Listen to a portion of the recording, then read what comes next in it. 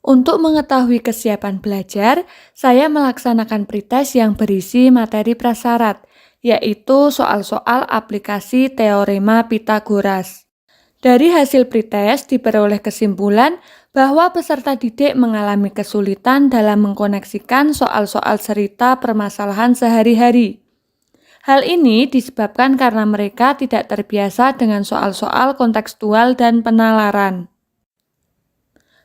Peserta didik kita terbiasa mengerjakan soal yang sudah diketahui angkanya dan tinggal memasukkan ke dalam rumus saja. Inilah yang menyebabkan rendahnya kemampuan numerasi peserta didik. Di mana kita tahu, salah satu cara meningkatkan numerasi adalah dengan merancang konteks pemecahan masalah nyata pada soal ataupun aktivitas pembelajaran. Untuk minat peserta didik di era sekarang banyak dipengaruhi oleh perkembangan teknologi, di mana cita-cita mereka mulai berkembang. Ada yang ingin menjadi vlogger, YouTuber, TikToker, dan lain sebagainya.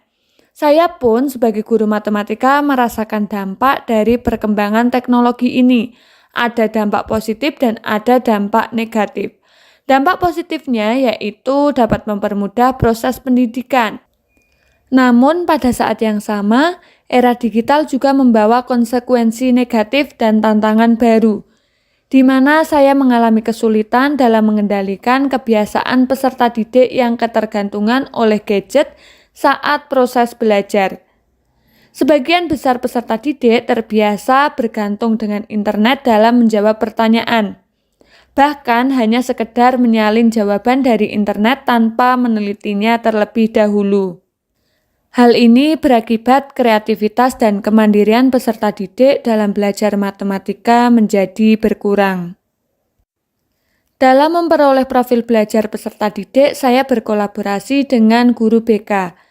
Berdasarkan tes gaya belajar yang sudah dilaksanakan BK, diperoleh data bahwa peserta didik di SMA Negeri 1 Weleri memiliki gaya belajar yang bermacam-macam. Ada yang visual, auditori, dan kinestetik. Berdasarkan latar belakang tersebut, maka dibutuhkan suatu inovasi pembelajaran matematika yang dapat mengakomodasi kebutuhan peserta didik, memanfaatkan kemajuan teknologi untuk meningkatkan kualitas pembelajaran, serta meningkatkan kreativitas peserta didik. Salah satu alternatif yang dapat digunakan adalah dengan pembelajaran berbasis proyek kreasi berbagi, yang merupakan akronim dari kreativitas berdiferensiasi dan berbasis teknologi. Dalam proyek ini, saya menerapkan diferensiasi konten. Berikut dokumentasi pelaksanaan proyek kreasi berbagi, di mana saya membuat video pembelajaran dan buku digital. Dalam pembuatan materi ini, saya memperhatikan isi materinya, sebisa mungkin dekat dengan kehidupan peserta didik, sehingga mereka punya gambaran bahwa apa yang akan dipelajari ada manfaatnya. Kemudian dalam membuat video simulasi penggunaan klinometer untuk mengukur tinggi benda, saya berkolaborasi dengan peserta didik pada fase F, karena peserta didik pada fase tersebut sudah pasti menguasai materi di fase E, dan untuk membiasakan anak untuk punya budaya berbagi pada orang lain. Pelaksanaan proyek kreasi berbagi dimulai dari mereka menonton maupun membaca materi ajar sebelum masuk di jam pelajaran matematika.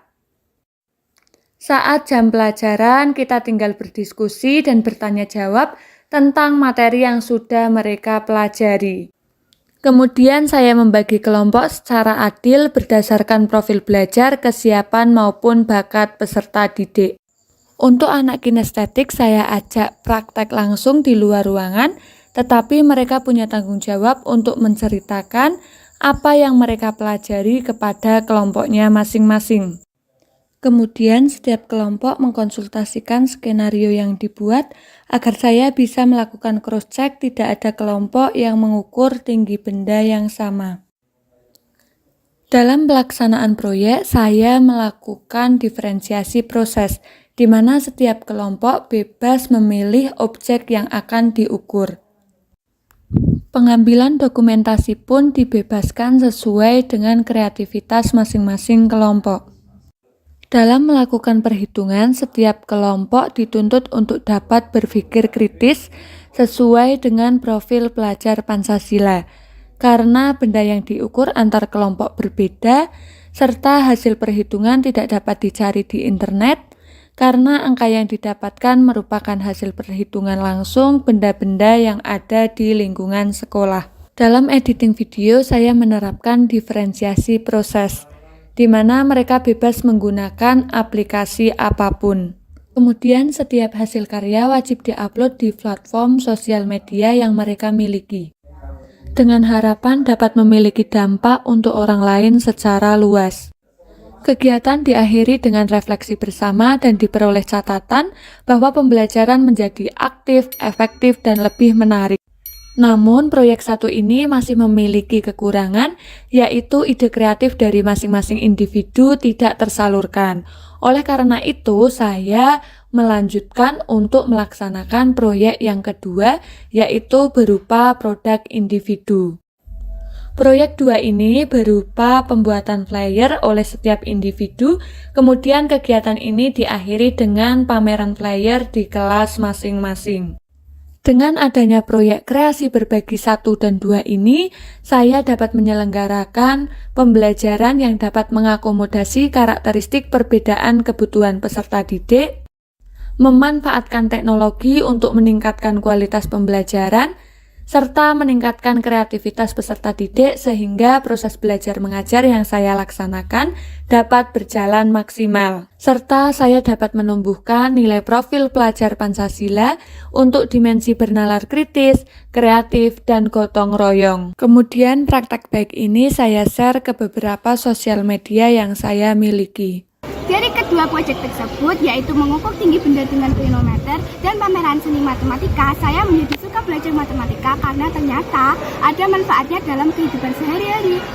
Kedua proyek tersebut disajikan dalam bentuk video dan juga flyer digital seperti ini, sehingga saya bisa menjadi lebih bisa mengedit karena menggunakan banyak aplikasi. Dengan demikian, belajar matematika menjadi lebih seru dan menyenangkan. Ini jam pelajaran matematika ya.